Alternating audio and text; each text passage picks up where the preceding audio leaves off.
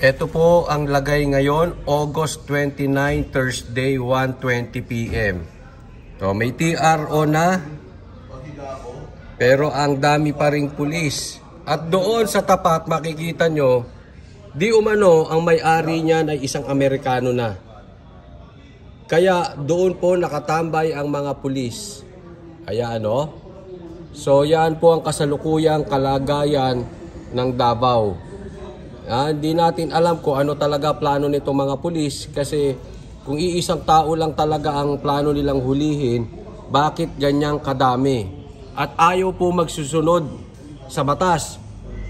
Dahil meron na nga TRO, ayaw pang magsilayas. Ganyan po ang nagiging kasalukuyan ngayon. So syempre, abang-abang lang po tayo sa live ko dahil after this magkakaroon po ng press con. So blow by blow, magbabalita tayo ng tunay at napapanahon, breaking news dito sa Davao.